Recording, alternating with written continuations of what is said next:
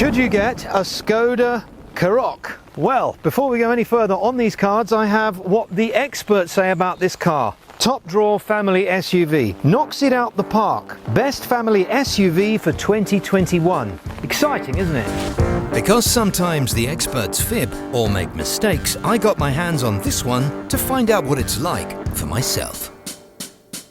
For context, let's first have a look at how much they are. So, Leasing.com, Karoq, find my lease deal, say goodbye to buying. £191 a month, £229 a month.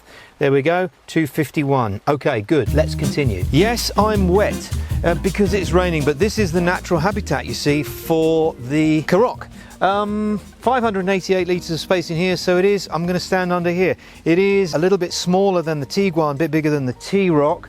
I was expecting lots of clever stuff. Being a Skoda, they put all sorts of hidden stuff, but they like the baskets, which are useful if you're going to go out and get some oranges maybe. These are some very nice hooks, but other than that, it's pretty basic here. There's a little storage area, and then there's a spare tyre. Obviously, it's a little space saver, but it means there's no run flat, so that's a good thing. You know what? Basic, couple of levers here to put the seats down, but there is this little feature through here, which is just a nice little thought bit of material here to keep everything in place. Big fan of these seats in the back, and the headrests are very nice as well. You've got a multi-purpose pull-down cup holder which is made of soft material, which I like. This is the multi-purpose element of it. This is now a load through. Interesting though, if you look at the back of this seat, it's beautifully designed. There's a little something to put stuff in.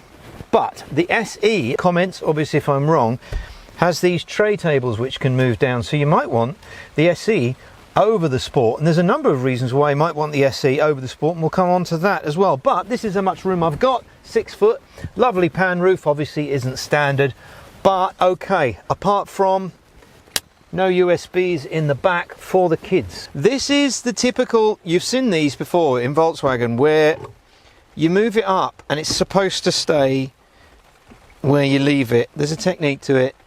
Should we play some music? Stop it now. There you go. Right, driving position. These seats, very wide, much wider than the X3. You've also got this bit of extra support under your knees here, and of course lots and lots of support at the sides.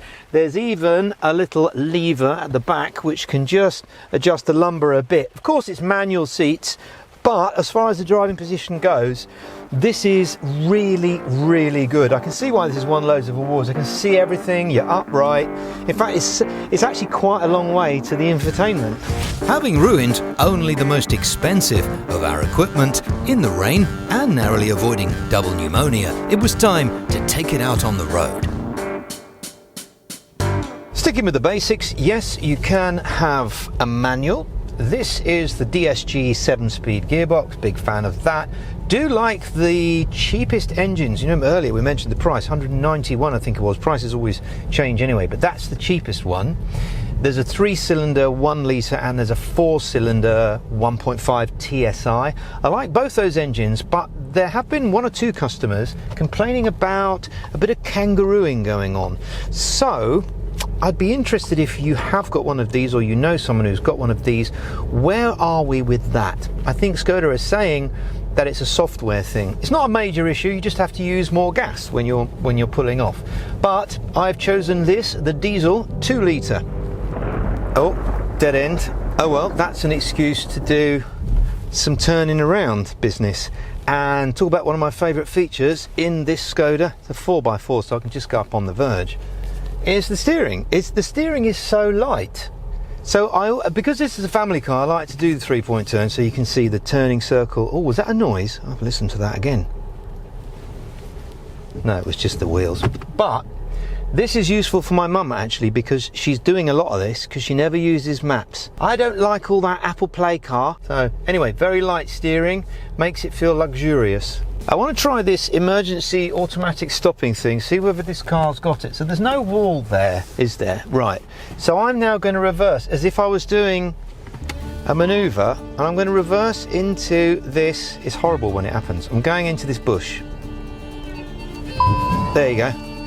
Gives you a right old thing, doesn't it? Oof.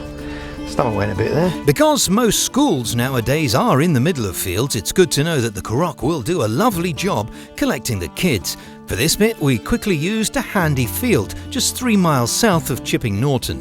And I'm sure the owner wouldn't mind because apparently he likes cars.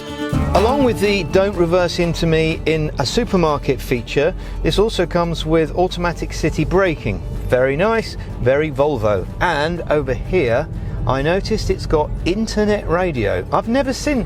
Why? There you go, internet radio. It's got eCall as well, which is a special system if you have an accident. It will also call the emergency services for you.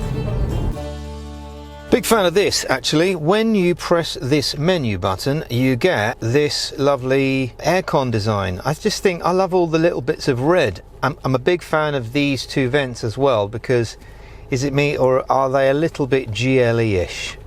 Over here, of course, you can change all of this. You never run out of options. It just is, there's so many different ways to configure this. If I'm honest, there's two things here. First of all, I'm not sure about the red, it's only me. I like the green and I like the analog. I did say that out loud. I think the analog is great, and that is what you get in the SE, along with adaptive cruise, which you don't get in the Sport, and the steering wheel with this bit missing. So, see?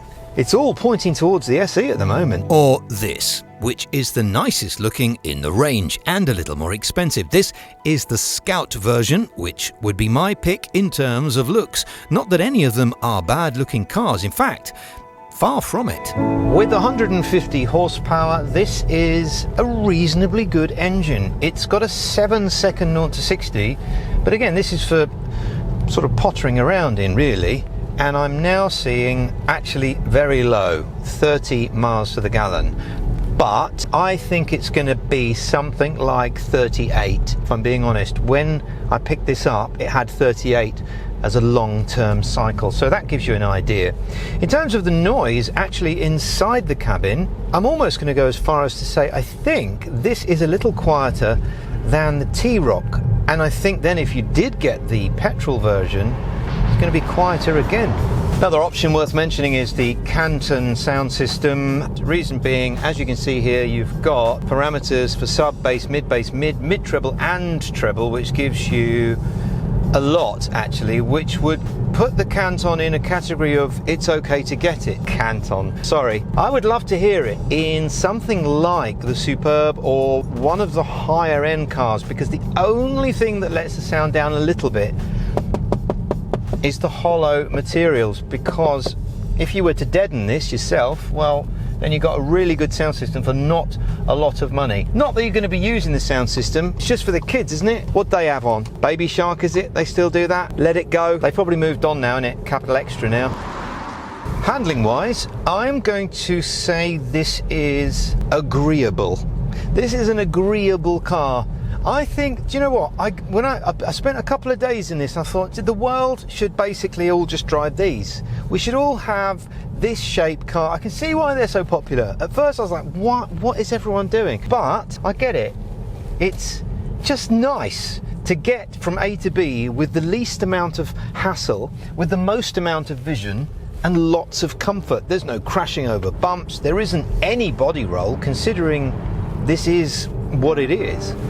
What a brilliant little car. One noticeable thing was the sound of the diesel. It is quite a loud engine compared to the same engine in the Octavia, which is weird. For that reason, the 1.5 petrol would be my recommendation, as would be the cheaper SE model. Who would have thought?